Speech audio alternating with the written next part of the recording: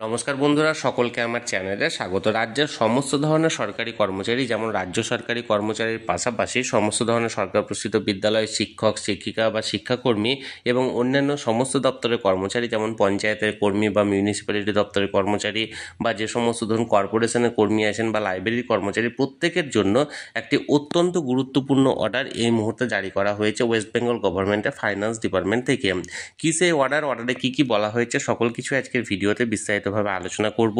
ভিডিওটি সমস্ত ধরনের সরকারি কর্মচারীদের জন্য অত্যন্ত গুরুত্বপূর্ণ, তাই প্রথম থেকে শেষ পর্যন্ত অবশ্যই ধৈর্য সহকারে দেখবেন এবং ভালো লেগে থাকলে অবশ্যই একটি লাইক করবেন এবং সকলের সঙ্গে শেয়ার করবেন।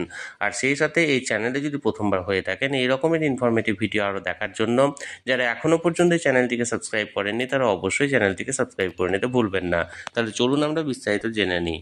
দেখুন, এই অর্ডারটি জারি করা হয়েছে government of West Bengal finance department group J থেকে। এখানে দেখুন ডেটটা দেখুন কবে জারি করা হয়েছে, 9 জুলাই 2025, অর্থাৎ অতি সম্প্রতি এই অর্ডারটি জারি করা হয়েছে।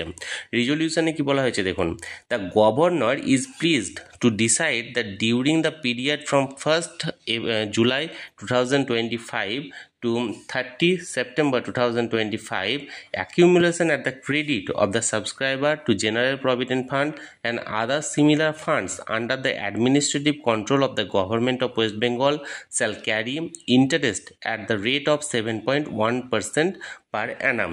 অর্থাৎ গভর্নরের তরফ থেকে এটা জানানো হয়েছে যে এই ত্রৈমাসিক সময়সীমা অর্থাৎ 1 জুলাই 2025 থেকে 30 সেপ্টেম্বর 2025 পর্যন্ত যে সমস্ত সাবস্ক্রাইবাররা জেনারেল প্রভিডেন্ট ফান্ডে টাকা কাটাচ্ছেন বা এই ধরনের অন্যান্য আরও সমস্ত প্রভিডেন্ট ফান্ডে টাকা কাটাচ্ছেন তাদের জন্য এই 3 মাসের জন্য 7.1% হারে ইন্টারেস্ট রেটটা প্রযোজ্য থাকছে। The rate will be in force during this financial year, that is 2025-2026 for the period from 1st July 2025 to 30 September 2025 এবং এইটা এই 25-26 ফাইন্যান্সিয়াল ইয়ারের 1 জুলাই থেকে 30 সেপ্টেম্বর পর্যন্ত প্রযোজ্য থাকছে। দ্য ফান্ডস কনসার্নড আর কোন কোন ফান্ডের ক্ষেত্রে এটা প্রযোজ্য চলুন এক নজরে আমরা দেখে নিই।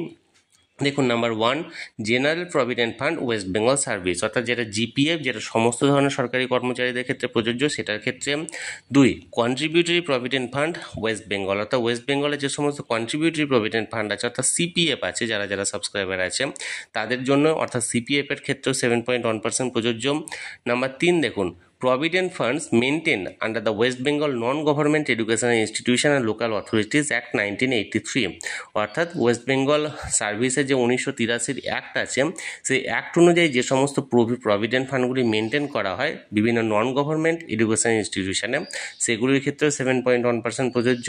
এবং নাম্বার 4 হচ্ছে any other provident fund maintain under state account with the approval of this government, অর্থাৎ এই সরকারের মানে যেটা পারমিশন নিয়ে বা অ্যাপ্রুভাল নিয়ে যে সমস্ত স্টেট অ্যাকাউন্টে যে সমস্ত প্রভিডেন্ট ফান্ডগুলি মেনটেন করা হয় সেগুলির ক্ষেত্রেও এই রেটটা প্রযোজ্য থাকছে। 2 নম্বর দেখুন, order that the resolution B forwarded to all the departments of the government of West Bengal. তাহলে বন্ধুরা, এক কথায় বলতে গেলে সমস্ত ধরনের সরকারি কর্মচারী যাদের ক্ষেত্রে জিপিএফ প্রযোজ্য বা যাদের ক্ষেত্রে সিপিএফ প্রযোজ্য বা অন্যান্য যে সমস্ত মানে গভর্নমেন্ট এমপ্লয়ি বা যে সমস্ত প্রাইভেট এমপ্লয়ি যাদের ক্ষেত্রে বিভিন্ন রকমের প্রভিডেন্ট ফান্ড প্রযোজ্য, যেগুলি পশ্চিমবঙ্গ রাজ্য সরকারের কাছে পারমিশন নিয়ে করা হয়েছে, সমস্ত কিছুর ক্ষেত্রে 2025-26 ফাইন্যান্সিয়াল ইয়ারে 1 জুলাই থেকে 30 সেপ্টেম্বর পর্যন্ত 7.1% হারে ইন্টারেস্ট রেটটি প্রযোজ্য থাকছে। তাহলে বন্ধুরা, এই অর্ডারটি জারি করা হয়েছিল, এটির ব্যাপারে বিস্তারিত আমি আপনাদেরকে জানানোর চেষ্টা করলাম।